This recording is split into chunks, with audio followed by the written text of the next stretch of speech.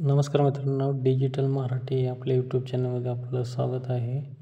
आज आपण या व्हिडिओमध्ये PM किसान योजनेच्या 19व्या हप्त्याबद्दलची माहिती पाहणार आहोत.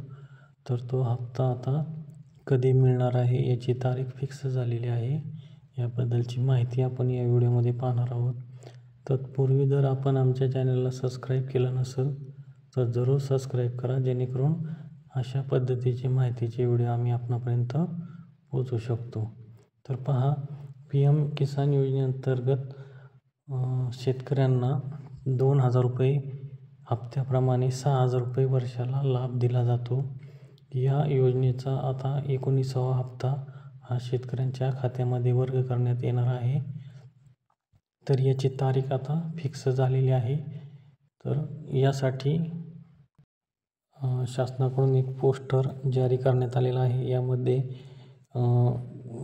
PM किसान योजनेअंतर्गत 9.7 करोड लाभार्थ्यांना या दिवशी या योजनेचा लाभ हस्तांतरित करण्यात येणार आहे. तर यामध्ये बघा, 24 फेब्रुवारी 2025 रोजी ही तारीख फिक्स करण्यात आलेली आहे. या तारखेला PM किसान योजनेअंतर्गत शेतकऱ्यांना त्यांचा 19वा हप्ता शेतकऱ्यांच्या खात्यामध्ये वर्ग करण्यात येणार आहे. तर अशा पद्धतीने बघा, या योजनेचा 19वा हप्ता शेतकऱ्यांना मिळणार आहे. धन्यवाद.